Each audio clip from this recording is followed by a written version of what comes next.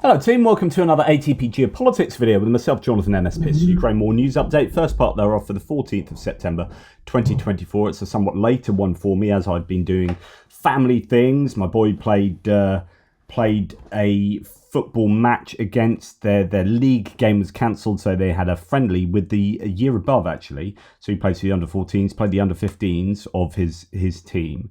And my boys' team won 9-1 against the year above. So I think they're going to have a good season. And my partner's away at a gym festival. So here I am speaking to you guys. Thank you so much for tuning in. We're going to start, as ever, with Ukrainian general staff figures for the Russian losses for the day before. All the usual caveats apply. And you can find those caveats in the description to the video. I might do a live later. I'm not sure. Keep your ears and eyes peeled. Not literally. 1,210 personnel lost is a pretty significant number. Again, like we see regularly, 3 tanks is definitely down on what we have seen yesterday, I think the day before. 40 troop carrying airfields is very much up. Now, there are some pretty insane figures from Andrew Perpetua in terms of vehicles lost. And that's probably a lag from the other day when I said, oh, Andrew Perpetua's list is going to be big in a couple of days' time. Lo and behold, a couple of days' time, that's exactly what's happened.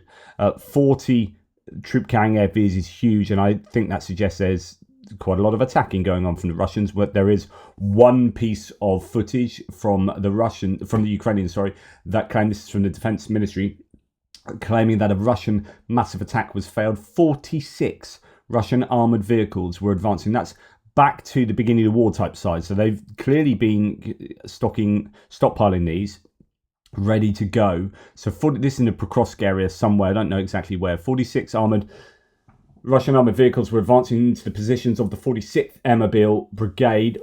Ukrainian warriors destroyed 26 of them, including 20 infantry fighting vehicles. So when you come to look at this, and I don't know whether that video was already out from these figures compared from yesterday, so maybe that was activity that took place yesterday. Maybe that was the one that took place when the Russians lost a load 2 or 3 days ago. 40 IFVs though. You've got 20 IFVs in that one attack being destroyed according to Ukrainian MOD, pinch of salt, etc., etc. 25 artillery systems is actually down on what we've seen over the last couple of days. We had an almost record number of artillery systems lost. Now that's down to just above the daily average. 1 multiple launch rocket system, 1 anti-aircraft warfare system. 71 vehicles and fuel tanks is a very high number in that category. And 13 pieces of special equipment, likewise pretty tasty in that one too. So the Ukrainians are claiming that the Russians have lost quite a significant amount of equipment.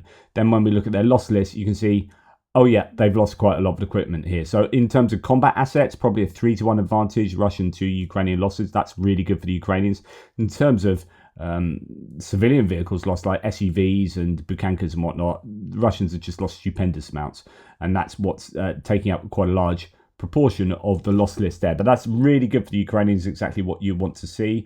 Andrew was complaining yet again that he's just got so many videos to look at on a daily basis. If you can help Andrew, reach out to him, go to the Torchny website, reach out to him on Twitter. It's not for everyone. You have to be consistent and reliable, and they do need particular things in terms of either geolocation or looking at videos to see what was lost or whatever. But if you can help Andrew and his team out, they definitely would be appreciative, even if it's, half an hour a day, an hour every 3 days. Well, I don't know. I'm sure they'd appreciate that. But of course, the time it takes to kind of train you up to look for stuff, and then if you're like, oh no, this isn't for me, a week later, that's obviously going to be frustrating for them. But certainly worth reaching out. Right. Okay. So a few Starlinks and comms equipment. Let's go down to engineering vehicle for the Ukrainians lost there. 3 boats, a couple sunk, 1 destroyed. We have 1 artillery piece. We got 5 tanks, 3 of them destroyed or abandoned. No real identification of those tanks, bar the T-72M1 there. 4 IFVs, 3 of them abandoned, BTR 4Es, and 1 Bradley damaged. And then Max Pro and a Bogdan ambulance. Striker and a Max Pro destroyed. Bogdan ambulance there. destroyed as well, and a few civilian pieces of kit destroyed. Okay, nothing too crazy there at all. For the Russians list, we have an air defense system, the Strela 10 short-range air defense system that's been damaged. That's good news. Electronic warfare equipment damaged, a whole bunch of surveillance and comms equipment, a few engineering vehicles, excavators damaged. And then we have some artillery, including D-30s there, but there is one BM-27 Uragan. That's a multiple launch rocket system damaged by an FPV drone. Useful. A range of tanks there, including one with a mine roller, T-72B3M Mod 2022. 3 of those, 1 abandoned, 2 damaged, so on and so forth. Quite a few infantry fighting vehicles, mainly destroyed and abandoned there. Good news for the Ukrainians. That shows quite a bit of offensive activity, I would wager. A few of these abandoned, then hit by night vision FPV drone. So that's happened to a number of these. We've also got vampire drones being used as well. They are the larger kind of hexacopters, octocopters sometimes, the larger ones, the Baba Yaga type drone.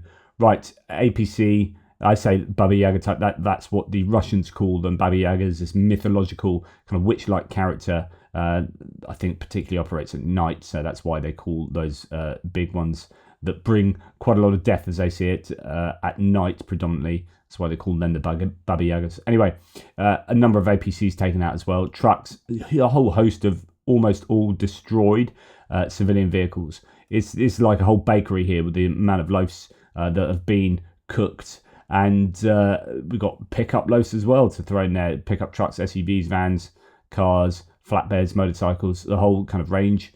Four-wheelers as well. So the Russians losing quite a large amount of kit, a phenomenal amount of kit, really.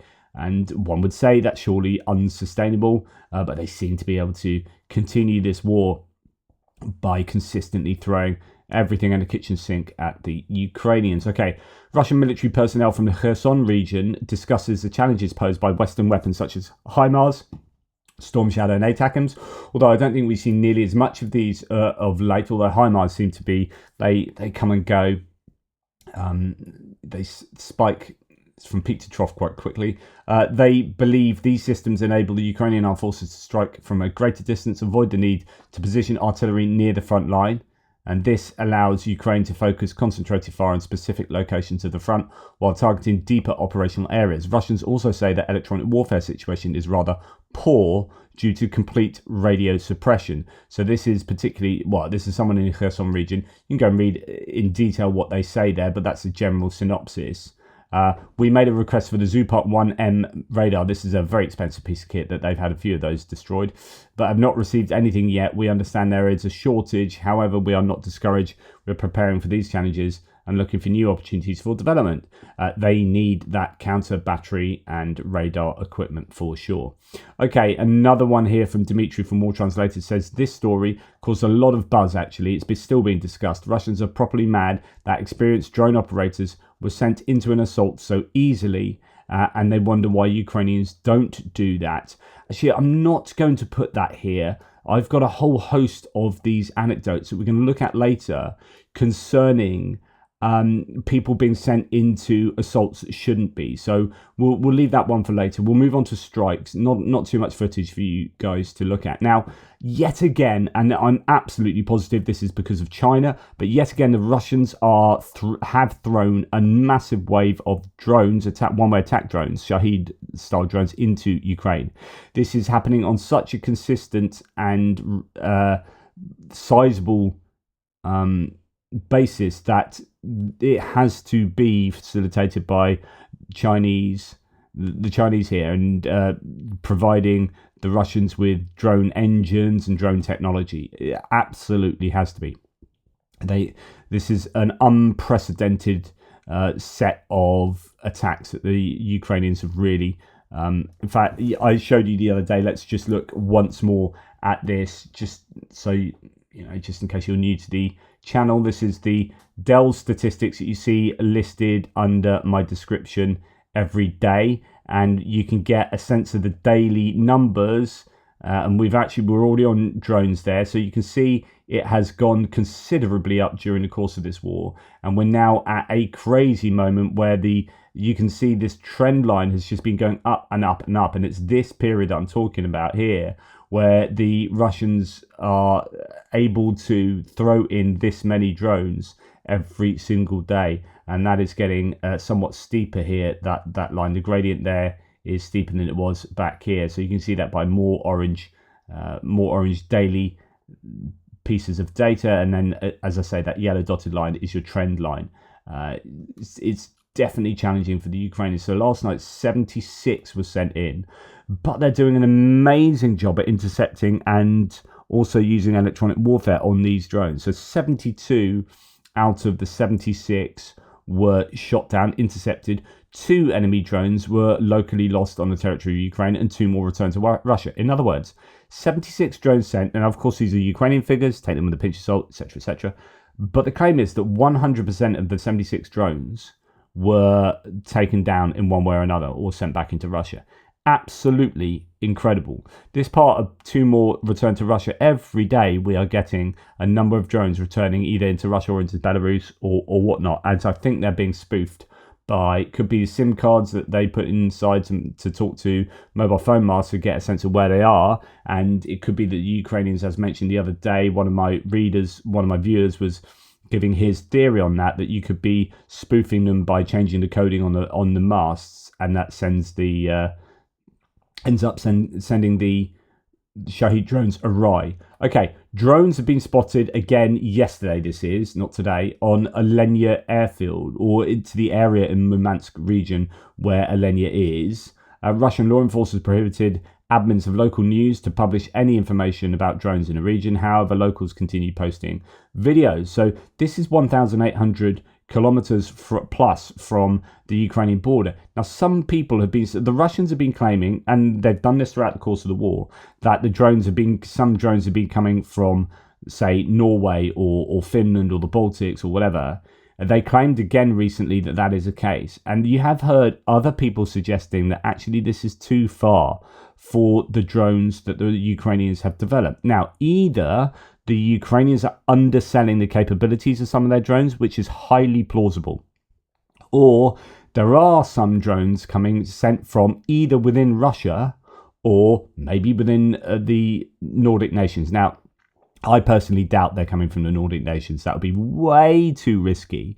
But it could be that somewhere in the middle of the Russian outback or wherever, there are some partisans that have got hold of drones that are sending them against places like Alenia airfield, and are able to get the drones there because they don't have to travel over 1,800 kilometers of Russian land. Okay. Moving on. So this is Ivano-Frankivsk, which saw, not last night but the night before, saw a pretty sizable explosion. Rescuers showed how they extinguished a fire in the Ivano-Frankivsk region after a night attack the night before. Several hundred rescuers and a dozen special vehicles, as well as 3 fire trains and a mobile control center, were involved in the response. So there are some huge issues on a nightly basis with the Ukrainians. Doesn't seem like there were any, I have not seen any evidence of missiles sent into Ukraine last night. So that's good news for the Ukrainians. I think the Russians are able to build Shaheeds in a way that they are unable to build missiles. They can build more Shaheeds, which is, I guess, fairly predictable because there will be easier weapons to manufacture. Okay, Ukraine, apparently, according to Zelensky himself, shoots down 35% of the Shaheeds with manpads. That's to say that a good, where are we here? So you've got a third of the 72 that were shot down. So essentially, what is that, 25? You got 25 out of the 76 drones were shot down by manpads, man-portable air defense systems. So your Stingers and your Starstreaks. Interesting. And that's why they need consistent consignments of those weapons sent to Ukraine. But more of them, with manpads, but more of them, other air defense systems and missiles are needed. So in other words, they need more manpads and air defense systems and missiles, obviously. So interesting. Right, Jürgen Naudit says the West does not help us. Well, actually, sorry, this is a summary of what Zelensky said. The West does not help us shoot down Russian missiles. So far, only Belarus is helping. So this was this at the Yalta conference on Crimea and the Tatars. But anyway, This is quite a tongue-in-cheek, barbed comment here from Zelensky saying the West doesn't help us shoot down Russian missiles. So far, only Belarus is helping. So in terms of not providing the weapons, but physically shooting them down. So Poland's been wondering whether to shoot them down. You've had that one going into Latvia recently. You've had a number going into Romania, but NATO countries are at the moment reluctant to shoot these down from the sky. So Zelensky's getting frustrated and say, well, look, West isn't shooting them down, but on the other hand, bloody Belarus is. And these ones that get spoofed and get sent into Belarus, or just go off course and go make a mistake and go into Belarus, are being shot down by the Belarusians. They don't have a problem with shooting down drones, and they're on the side of Russia. So there's an interesting, though pointed comment from Zelensky there. Now, this is what an Iranian attack drone, the Shahed, looks like, carrying 40 kilograms of explosives. And this gives you a sense of the size of these drones that are being used, that are being built by Russia. I think these are definitely Russian manufactured ones. And we've seen that factory with then lined up a load of those black drones that they painted in that color because they mainly are sent at night. Ports in the Odessa Oblast are working to move themselves off the energy system and go onto a cogeneration gas piston plant situation in order to create redundancy in the case of air attacks. Now, I don't know quite what that means. Essentially, though, I understand it as being mitigating against strikes to the energy infrastructure so that Odessa as a port can keep functioning without dependency on external energy sources. Right, Anton Gerashchenko says Russia strikes on the Ukrainian infrastructure have caused electricity prices to double this summer in southeastern Europe, highlighting the vulnerability of the EU energy markets, according to the Financial Times.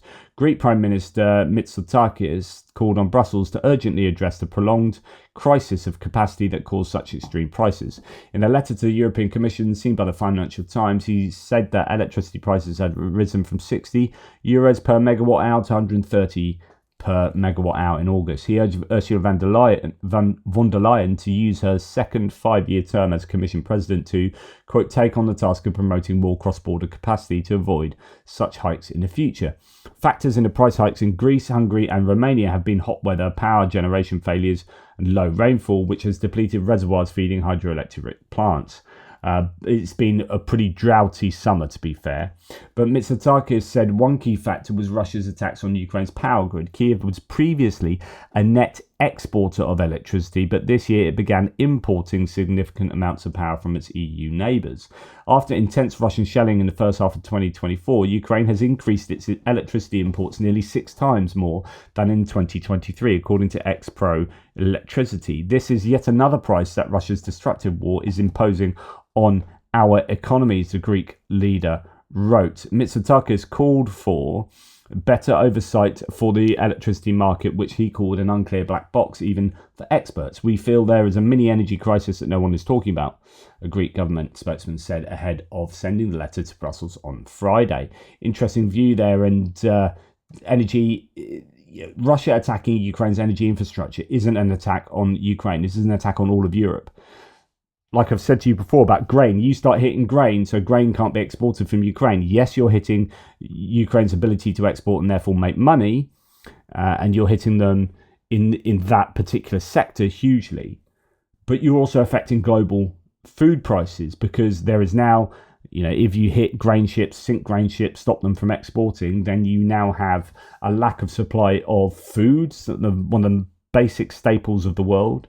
And without that supply, but with equal demand, in fact, growing demand due to the fact that populations are getting bigger and bigger, you have an issue. And that issue is that Russia is causing inflation and a lack of easy access to food as well as energy. So it's a real challenge.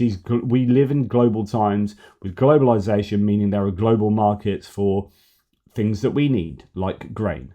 And that is why a resolution to this war to the benefit of Ukraine is one to the benefit of the West, I think, as well. Right, okay, a new prisoner exchange took place yesterday. 49 Ukrainians returned home, according to Zelensky. The group included soldiers from the Armed Forces of Ukraine, National Guard, National Police and Border Guard, as well as civilians. Among those returned home, were defenders of Avostal and the hero of Ukraine, military medic Viktor Ivchuk. So that's really interesting. Some really big releases. Yesterday, actually, it was bettered today. So we've had 2 days in a row. Anyway, from yesterday's lot, 15 Azov fighters are returning home from more than 2 years in captivity. This is the first exchange involving Azov members in a long time, with the majority being women, according to the Azov Patronage Service. And then today we have... Oh, is that Operator Starsky? That looks like Looks like Operator Starsky. Oh, it's quite thin though. And then today we've heard that 103 have been swapped for 103. So Russia and Ukraine exchanged prisoners on a formula of 103 to 103. Among those released from captivity today were another 23 Azov fighters. 15 were returned yesterday. About 950 remain in captivity. Now, I presume there's a disparity between the number the Russians have and the number the Ukrainians have. 950, I presume, is how many Ukrainians remain in captivity. But just to remind you that there is a disparity between the conditions of the two sets of POWs. They look clean, tidy, read Russian literature and smoke good cigarettes. Media show the conditions of detention of Russian prisoners of war in Ukraine. Now, you could complain that this is a staged kind of media opportunity, but we have seen plenty of evidence that the Russian prisoners are well looked after. Not least that when they get off those buses from being picked up from the planes, they all look fairly healthy. Like, the prima facie evidence that Ukraine looks after the Russian prisoners is they're not all skeletal. Now, not all the Ukrainian prisoners are skeletal, but we have seen quite a large number thereof. And it is not cool. And it is, I think, evidence, very obvious evidence that Ukraine looks after their POWs, Russia doesn't theirs. Okay. Now, there's been a leaked intel and late aid, according to a Russia report, were partly responsible for the flaws or the lack of success with Ukraine's 2023 counter-offensive. UK's top defence think tank revealed how over-ambitious planning and resource shortfall caused Ukraine's anticipated offence to fall flat.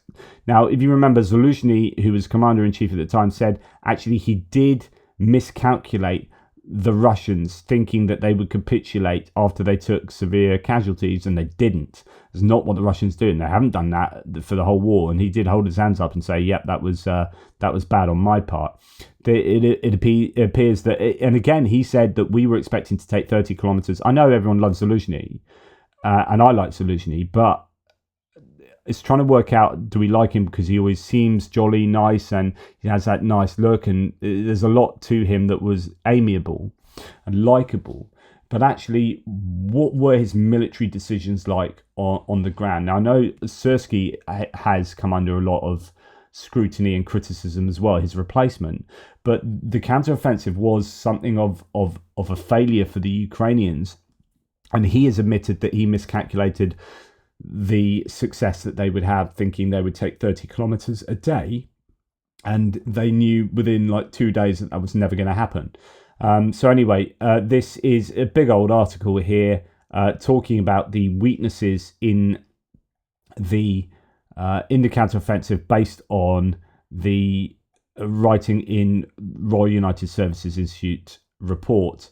But yeah, so the conclusion here, or what it says at the end, the 2023 Ukrainian counteroffensive faced several obstacles and prompted the Ukrainian commandment to adjust the strategy.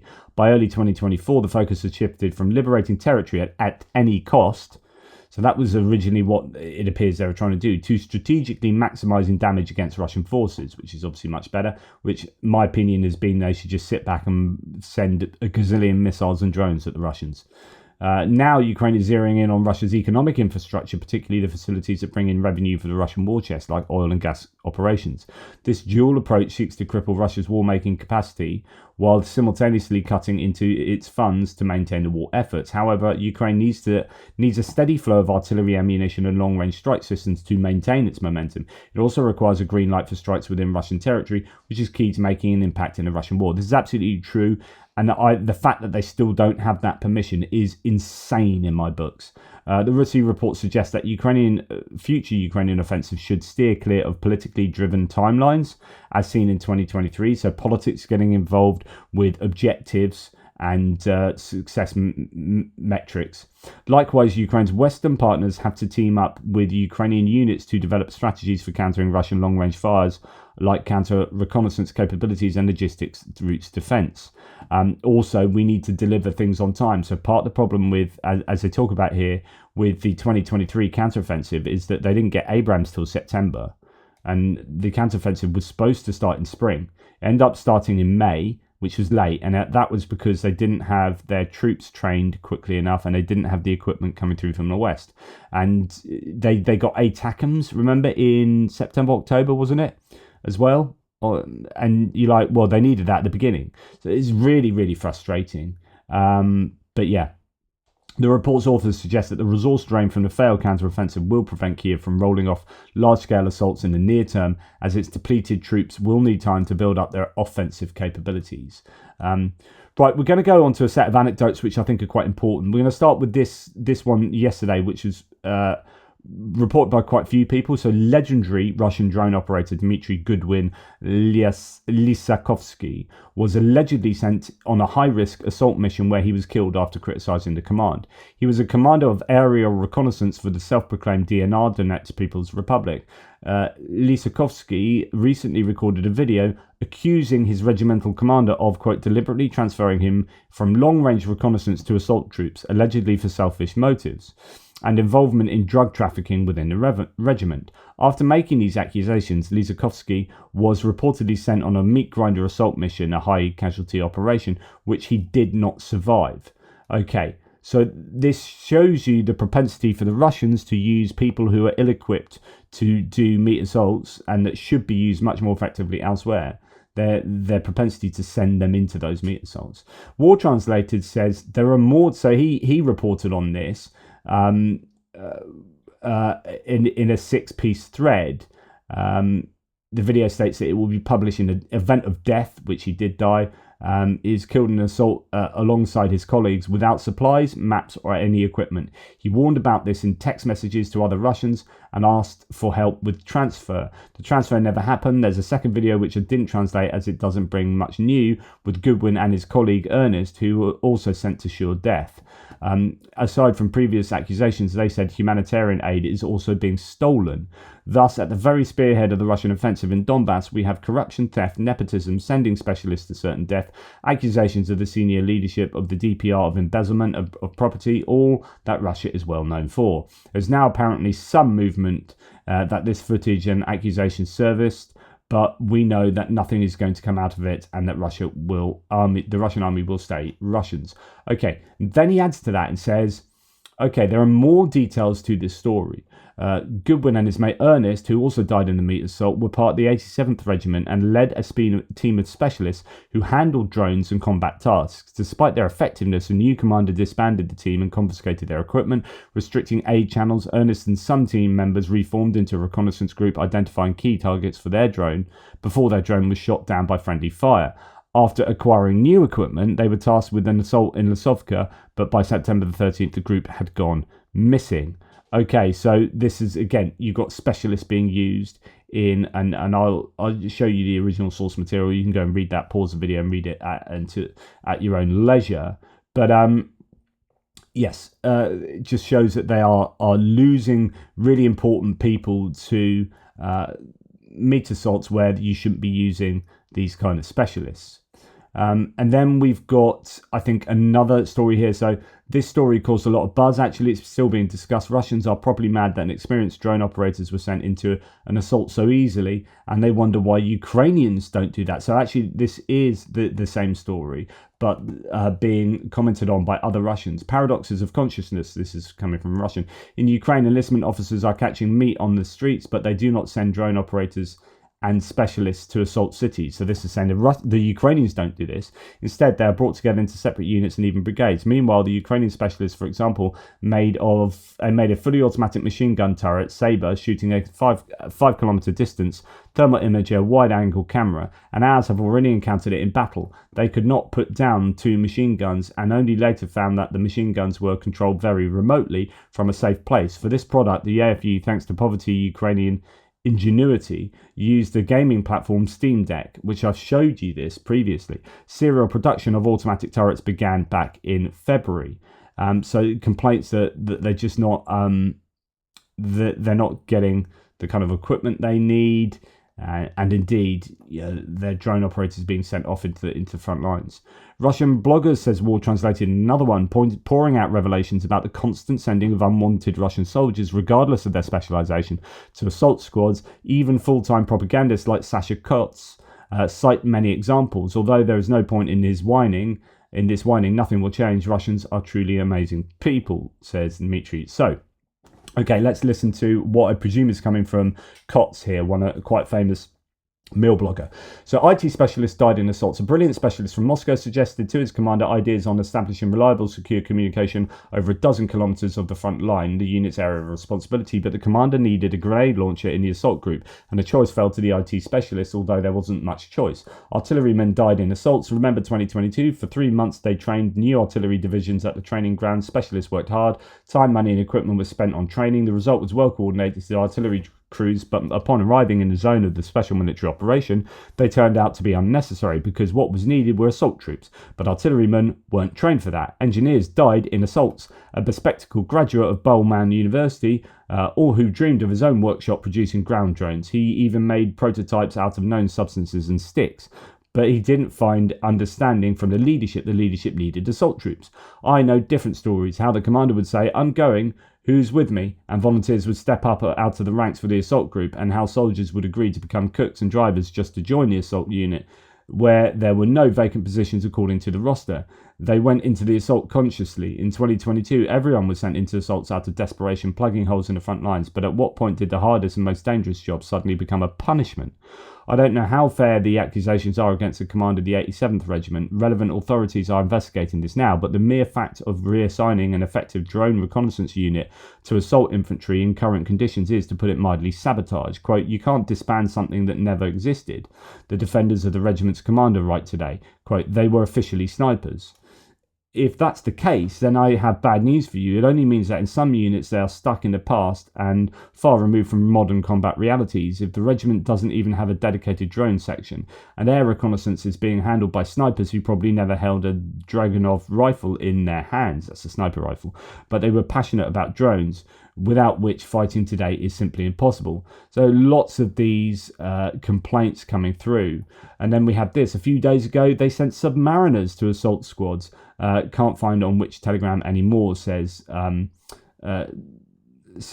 PS01 in answer to some of these War Translated threads. So PS01 saying, yeah, I was reading the other day on Telegram that they sent submariners into attacks as well. But it's not all Russian stupidity or Russian inadequacy, right? So in this area of the front, so this is that, if you watch my frontline update last night, I talked about this pocket out which the Ukrainians are trying to extricate themselves, right? They're caught in that pocket to the south of the Pokrovsk region.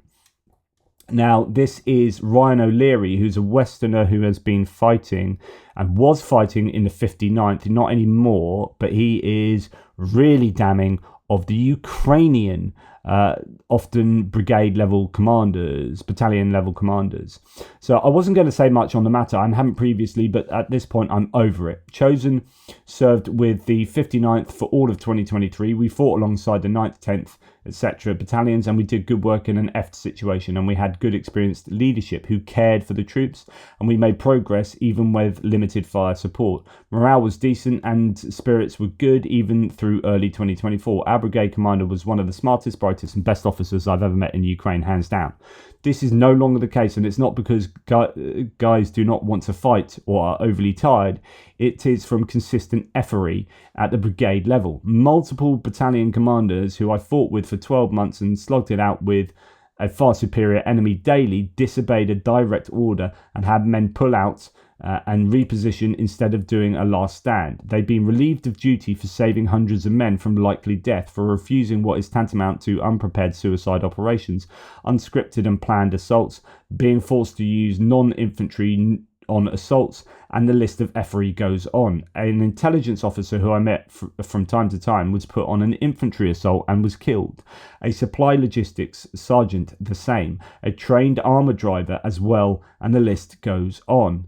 The current brigade leadership of the 59th is not only dishonouring the name of the unit, but is getting men killed needlessly and consistently. Instead of firing a battalion commander every other week, maybe the Ukrainian command should understand it is the brigade level effing up, and the gangrenous tumour that's taken over command needs relegated to an effing desk doing paperwork. What's happened in the last 6 months in the 59th is disgraceful, dishonourable, and quite frankly disturbing, and it is not beneficial to the war effort. So Ryan O'Leary goes on to say, and my life won't be under threat over this post. I'll likely be demoted to a soldat rank once again for the 5th time, lol. But I'm not here for rank or glory, I'm here for Ukraine. So, and I should clarify, our brigade commander was promoted, and justifiably so. He deserves the position he was given. This post isn't about him at all. It's about all those who came after him. One of the intelligence officers, he got killed and submitted a transfer request a month before he was killed. After the transfer to us was given to brigade command, they sent an intel officer trained in HIMARS on an assault. This hasn't happened just once, but twice now, and the brigade is now ran off of fear of suicide ops if the command gets angry. So there you go. Interesting. I've never not followed an order from my command. The suicide mission that I brought up, where non-infantry were put on as assault troops, I was not directly on, nor is the 59th in my command structure anymore. So he's not fighting for the 59th anymore. So anyway, that's giving you a bit of a balancer to think, all these claims that we hear about Russia being in exactly the same boat. Both sides are in the same boat by the looks of it, because essentially they've had vast numbers of personnel attrited from right up and down the chain of command, either died or sacked or kind of moved on or whatever. And what happens is you get a false dilution. Quality goes. They're struggling with quantity, they're struggling with quality. So you get people in positions that are not in those positions because they justify being there out of merit necessarily, and as a result poor decisions get made. You haven't got enough troops, so you're pulling people who are not trained for assault troops but are in this case intelligence officers or HIMARS operators, in the Russian case drone operators, and so on and so forth, and it's just absolutely suboptimal. Right, just a few things on Kursk. Russians confirmed the opening of another pocket in the Glushkovo district of Kursk Oblast, much closer to Glushkovo, although the front line is not stable there as they claim. So the Russians are admitting, and here's the source there, admitting that the Ukrainians are in the, and you can see it there, I'll try and make that bigger. So this is the western flank of the Kursk invasion, where the Ukrainians came in, took a load of land, and the Russians are pushing back from the west, moving eastwards, and the Ukrainians have come up from the border below them. This is the same river going along there, and this is the area that the Russians have been caught in, because the bridges across the same have been blown, and pontoon bridges have been blown, and as the Russians have been attacking, they have actually come down south of the river and attacked towards the east from the west, and the Ukrainians are pushing up to behind the Russians and have been now seen, they're moving towards Glushkovko, and they are moving up several settlements around here, possibly down here to Kyiv as well. So there's a number of places that are doing that. ISW reports that Ukrainian troops break through another defense line in the Kursk region. Earlier, Forbes wrote that Ukrainian brigades made a breakthrough on the Russian border south of the village of Novy Put, and that was exactly where we were. So that's Novy Put there, and that goes up to Veseloya, and you've got Medvedezhye or something, and Sergivka. So there are several areas where they could be attacking. And there is evidence of here's a Ukrainian armoured convoy entering Russia in the Kursk region. So that's another breakthrough there. And indeed, I'm not quite sure what that is he's showing. But what's interesting is this one, which is firm data showing that there's some pretty sizable explosions going on now. I hope that's not Ukrainian tanks. You never know. But yeah, it looks like the Ukrainians are putting on a bit of an assault there of sorts. But that has been going on now for 2 days. The Russians have just confirmed, says Pier 01, they have a problem in Kursk. Their counterattack got stuck, but Ukrainians are advancing in their rear. So that's where we're talking about, basically threatening to pocket them. Ukraine is dividing the large pocket formed against the same river in 2 parts, it will be easier to capture the 1,000 Russian conscripts, says PS01. Take it with a pinch of salt. But anyway, this is a Russian claim that the situation in Glukhovsky district remains tense. Heavy fighting is underway. The enemy continues to advance and try to consolidate. Border guards, together with units of the Russian Ministry of Defense, are fighting, not allowing the enemy to break through further. The Ukrainian armed forces are introducing new forces into the battle, bringing in tanks, armoured fighting vehicles and infantry. Artillery and aviation are working on both sides. So interesting. It's all kind of going off there. I'll hopefully keep you up to date on that. And it's this is just the last random nugget of today, 29 billion rubles per day, which is $322 million, $322.625 million. Russia's spending on the war in Ukraine has set a new record. So that's what they're spending a day. For the first half of 2024, the federal budget spent a record $59 billion on defense. That's 5.3 trillion rubles. Meanwhile, beautiful Russia. So while the rest of the country might not be in as fit a state as it'd like to be in, they are spending insane amounts on a war. Anyway, that's enough from me. Take care, guys. Speak soon. Toodle pips.